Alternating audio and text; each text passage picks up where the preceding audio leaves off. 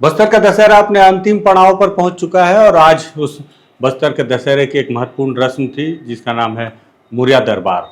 हालांकि बस्तर का दशहरा बताते हैं कि लगभग 600 वर्ष से पहले से ये मनाया जा रहा है, लेकिन इस 600 वर्ष से पुराने इस त्यौहार में आज सबसे ऐतिहासिक दिन था। ऐतिहासिक दिन इसलिए क्योंकि पहली बार इसके मुरिया दरबार में केंद्रीय स्तर के कोई मंत्री ने शिरकत की, और वो मंत्री कोई छोटे मोटे आदमी नहीं बल्कि इस वक्त देश के नामचीन और सबसे बड़े नेताओं में नाम शुमार रखने वाले केंद्रीय गृह मंत्री अमित शाह खुद है। केंद्रीय मंत्री अमित शाह जब यहाँ पर पहुँचे हुए थे, इस दौरान मुरिया दरबार में आज एक आदिवासी ने अपनी बात को इतनी मजबूती से रखा कि जो भी सुना वो खुश हो गया। हालांकि केंद्रीय मंत्री ने जो मुरिया दरबार की जो परिपाटी है उसके विपरीत जाकर उसका कोई जवाब तो नहीं दिया, लेकिन उन्होंने बहुत महत्वपूर्ण बात रखी। क्या है पूरा मामला, उस पर बातचीत करते हैं। नमस्कार, मैं विकास तिवारी हूं और आप बस्तर टॉकीज देख रहे हैं।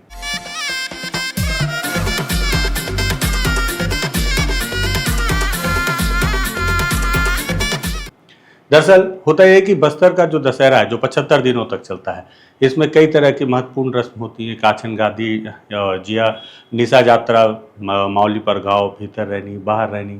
उसके बाद एक रस्म होती है मुरिया दरबार, जो दशहरा के अंतिम समय में जिसकी अदायगी की जाती है। दरअसल पहले ये होता था जब राजतंत्र चला करता था, मुरिया दरबार में जो राजा होते थे वो उसमें बैठते थे और सभी मांझी, चालकी, मेम्बरीन और बस्तर के अन्य आदिवासी उसमें उपस्थित होते थे।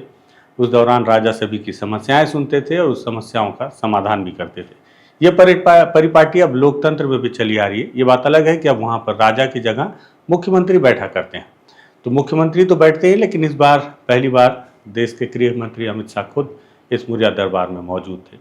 जब मौजूद थे तो इस दौरान जो मेम्बरीन और मांझी चालकी होते हैं उन्हें भी अपनी बात रखने का मौका दिया जाता है। ठीक आज भी वैसे ही हुआ। जब मांझी चालकियों को अपनी बात रखने का मौका दिया जा रहा था, उस दौरान एक बुजुर्ग से मांझी हैं, उन्होंने अपनी महत्वपूर्ण बात रखी। दरअसल उन्होंने अपनी बात नहीं रखी, उन्होंने बात रखी अपने क्षेत्र के सबसे बड़ी समस्या के लिए। और उनके क्षेत्र की सबसे बड़ी समस्या ये है कि बोधघाट परियोजना। बोधघाट परियोजना दरअसल वो परियोजना है जिसके चालू होने के बाद उस इलाके के 18 पंचायत के लगभग 50 से 55 गांव डुबान क्षेत्र में आ जाएंगे, मतलब डूब जाएंगे, और उन सभी को विस्थापन का दर्द झेलना होगा। जिसको लेकर उन्होंने ये क्या कहा अमित शाह के सामने खड़े होकर, पहले वो वीडियो देखिए। आमच्या क्षेत्रों ने बोधघाट परियोजना की 150 गांव डूबे से, तो उन कहाँ जनता जरूरत है, कहाँ काय खाऊगा, पीला गीला कितरो पीढ़ी हो उन बोसली से, और उनके सरकार भानतो का जे होय से, और हमके कहाँ खेती हुआ है, काय खाऊँ कहाँ रुआ। तो उन्हीं गोट के आज केंद्रीय मंत्री यहाँ से आमचो मंत्री यहाँ से, तो एमन के सांगतो काजे मचो दुई गोट सांगतो काजे बोलतो काजे हिसाब रेली। तो ये गोट के सरकार सोचो कसन करून बांधे दे, कहाँ खेते दे, आमचो चुक चुक पीढ़ी पीढ़ी रलो बीती के कहाँ जाऊँ कहाँ खाऊँ डुबाऊँ पकाए के। ये सरकार बोले ऐसे बांधुआई बोले से, उन सरकार बोले ऐसे बांधुआई बोले, ये कसन बीती हिसाब है।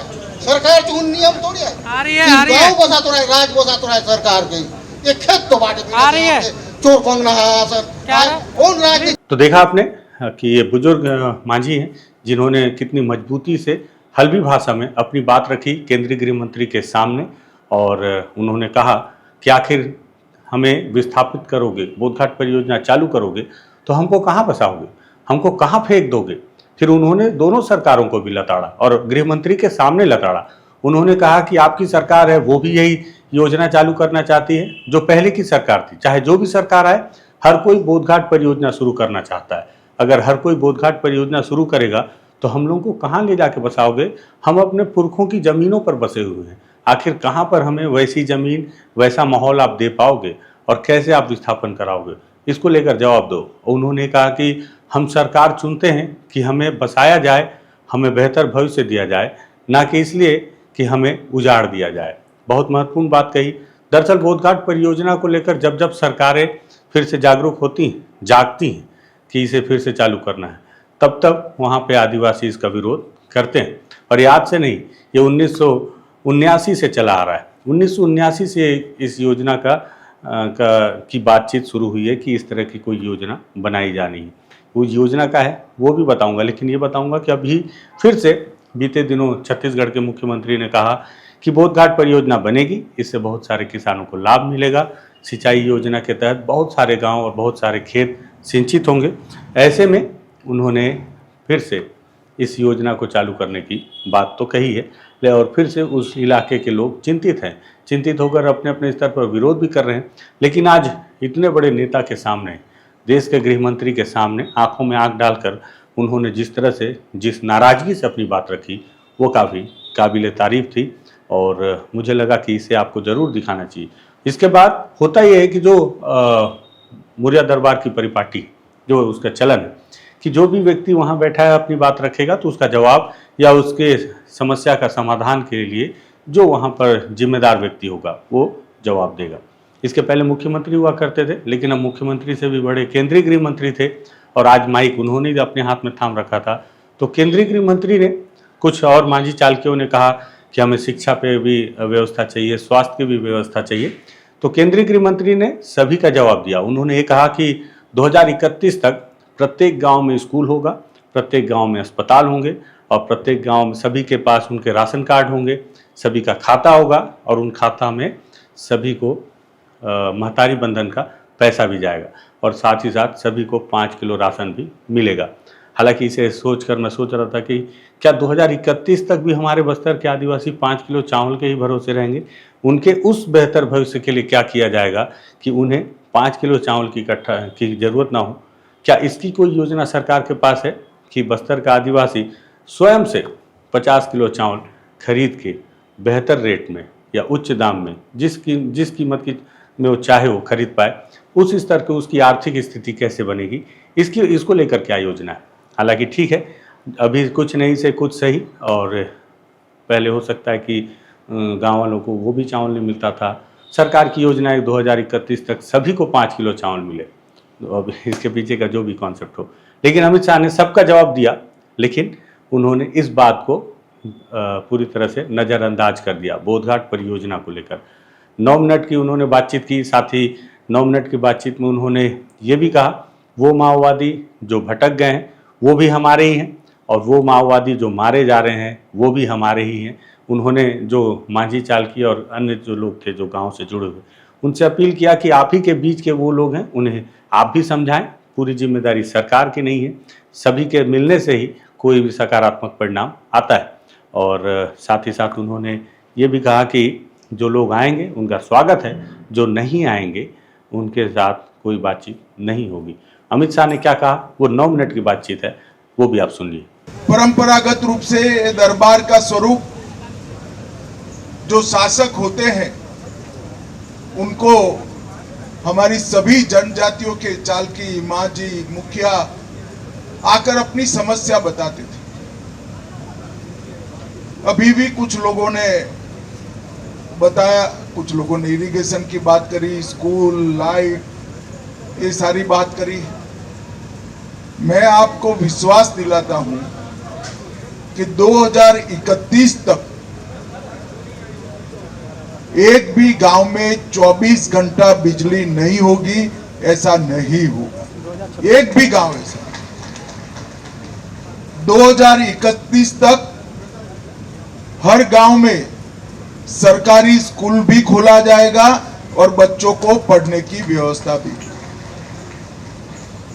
2031 तक पीएससी और सीएससी जो सरकारी योजना के हिसाब से होने चाहिए वो पूरे बस्तर में पूरे देश के अनुसार पीएससी और सीएससी केंद्र खोलने का काम भी हम पूरा कर लेंगे। 2031 तक हर व्यक्ति को राशन कार्ड, आधार कार्ड और 5 किलो अनाज की योजना, मुफ्त अनाज की योजना सभी तक पहुंच जाएगी। और 2031 तक सबके बैंक खाते भी खुल जाएंगे, जिसमें महतारी वंदन योजना के पैसे हर माह जमा हो जाएंगे। अब आप लोग पूछेंगे कि भाई आप 2031 क्यों कह रहे हैं? मैं 2031 इसलिए कह रहा हूं कि मुझे रोड बनाना है तो नक्सली नहीं बनाने। हम टेलीफोन के टावर लगा रहे हैं, वो उखाड़ दे रहे हैं। हम बिजली के खंभे लगा रहे हैं, वो उखाड़ दे रहे हैं। 2026 मार्च तक पूरे बस्तर से सभी नक्सलियों का प्रॉब्लम हम समाप्त कर देंगे और बस्तर को नक्सलवाद से मुक्त करेंगे। और मैं आज फिर से आप सबके सामने भी कहना चाहता हूं कि जो हाथ में हथियार पकड़कर नक्सलवाद को अपनाए हैं, आपके गांव के ही बच्चे, समझाइए उनको, हथियार डाल दे और सरकार की योजना का फायदा। जो हथियार डालकर सरेंडर करता है, मेन स्ट्रीम मुख्य प्रवाह में आना चाहता है, उसको सरकार 50,000 रुपया भी देती है, बाकी सारे फायदे भी देती है। आज तक बस्तर में कितने आदिवासी, किसी का हाथ उड़ गया, किसी का पैर उड़ गया, किसी की बाप मर गया, किसी की मां मर गई, नक्सली भी मरे, वो हमारे ही लोग। फौज पुलिस के जो लोग मरे वो भी हमारे लोग। फायदा क्या निकाला? एक जमाने में कहते थे हम विकास नहीं हुआ इसलिए हथियार उठाए हैं। मैं आज आप सभी को विश्वास दिलाता हूं, एक एक गांव को नक्सलियों से मुक्त करिए। 1 करोड़ रुपए का ग्रांट वो गांव को हमारे मुख्यमंत्री 1 करोड़ रुपए गांव के विकास। आपके गांव से जो युवा युवती नक्सलवाद से जुड़ा है, उनको संदेश भेजिए, समझाइए, सरेंडर हो। और मित्रों, आज मैं आपको विश्वास दिलाना चाहता हूं, नरेंद्र मोदी जी ने सबसे टॉप मोस्ट प्रायोरिटी में आदिवासी, दलित और पिछड़ा समाज को रखा है। ठीक है। हम चाहते हैं कि हमारे बस्तर के युवा doctor, engineer, collector, deputy collector बनकर पूरे छत्तीसगढ़ की सेवा करें। मगर प्राइमरी स्कूल ही नहीं, प्राथमिक शिक्षा ही नहीं, लिखना पढ़ना नहीं जानते हैं, तो डॉक्टर इंजीनियर कहां से? आप सभी का, जितने चालकी, मांझी, मुखिया यहाँ उपस्थित है, वो सभी का दायित्व है कि नए युवा नक्सलवाद से न जुड़े और जो जुड़े हैं उनको सरकार की योजना का फायदा लेकर सरेंडर करने के लिए समझाएं। मेरी बात पर भरोसा करना, जहां जहां नक्सलवाद समाप्त हुआ है, हमारे मुख्यमंत्री जी, उप मुख्यमंत्री जी ने वहां पर हर एक का बैंक खाता खोलना चालू किया है। उनको 5 किलो चावल भी मिल रहा है। उनका चावल सरकार 3100 रुपया से खरीद रही है। वहाँ स्कूल खुल गए, वहाँ अस्पताल खुलने जा रहे हैं, वहाँ टेलीफोन के टावर लगे हैं, बिजली पहुंची है। हम चाहते हैं कि बस्तर में एक भी गांव ऐसा न हो जहां ये सुविधा न हो। बस्तर के हर घर में गैस का सिलेंडर और 15,000 प्रधानमंत्री आवास जो छत्तीसगढ़ को मिले हैं, इसके अलावे 15,000 प्रधानमंत्री आवास बस्तर क्षेत्र के आदिवासियों के लिए देने का काम हमारे नेता नरेंद्र मोदी जी ने किया। बहुत सारे मौके हमारे आदिवासी युवाओं के सामने पड़े। थोड़ा पढ़ लिख लोगे, आपके लिए रिजर्वेशन की, आरक्षण की व्यवस्था है। सरकारी नौकरी जल्दी मिलेगी, डॉक्टर जल्दी बन पाओगे, इंजीनियर जल्दी बन पाओगे। आईएएस बनना है, छत्तीसगढ़ सेवा में जाना है, आप जल्दी जा पाओगे। और मैं आप सभी को करबद्ध निवेदन करने आया हूं, हमारे गांवों को नक्सलवाद से मुक्त करा दीजिए। हिंसा से किसी का भला नहीं है। सभी लोग मुख्य धारा में आए और अब कम से कम कोई नया बच्चा, कोई नया युवा युवती नक्सलवाद के साथ जुड़े नहीं, इसकी जिम्मेदारी आप सबने। मुझे बताओ, आप सुना आपने अमित शाह ने 9 मिनट में जो संबोधन दिया उसमें सारी चीज़ों का जिक्र किया, लेकिन बोधघाट परियोजना पर उन्होंने कोई भी बात नहीं की जो उस बुजुर्ग मांझी ने बहुत मजबूती से रखी थी। अब मैं आपको बताऊं कि ये बोधघाट का जिन्न क्या है जो जिसको लेकर गांव वाले डरे हुए हैं, जिसको लेकर गांव वाले लगातार विरोध भी कर रहे हैं। दरअसल 1979 में इस प्रोजेक्ट की आधारशिला रखी गई थी और ये जो है बारसूर के इलाके में ये पूरी परियोजना होनी है। इंद्रावती जो नदी है, जो बस्तर की प्राणदायिनी नदी है, उस पे उस समय प्रधानमंत्री मोरारजी देसाई थे जिन्होंने इस पावर प्रोजेक्ट की आधारशिला रखी थी और आगे चल के इसमें जो इस योजना को थोड़ा सा चेंज किया गया। दरअसल इसमें जो जन भावना है उसको ध्यान में रखते हुए इसको सिंचाई परियोजना के तौर पर तब्दील कर दिया गया। इस परियोजना के निर्माण से बताते हैं कि बस्तर की जीवन रेखा कही जाने वाली जो इंद्रावती नदी है उसके जल का उपयोग बस्तर के अंचल में सिंचाई के लिए होगा, ऐसा सरकार का कहना है। और ये भी कहते हैं कि इससे 3,66,580 हेक्टेयर सिंचाई और लगभग 300 मेगावाट विद्युत उत्पादन हो सकेगा। हालांकि जब आधारशिला रखी गई थी तब कहा जाता था कि 500 मेगावाट होगा, लेकिन अब उसको कम करके 300 मेगावाट विद्युत उत्पादन होने का जिक्र सरकार कहती है और ये भी मानती है कि इससे बस्तर की खुशहाली और समृद्धि का नया इतिहास लिखा जाएगा। ये सरकार का अपना कथन है।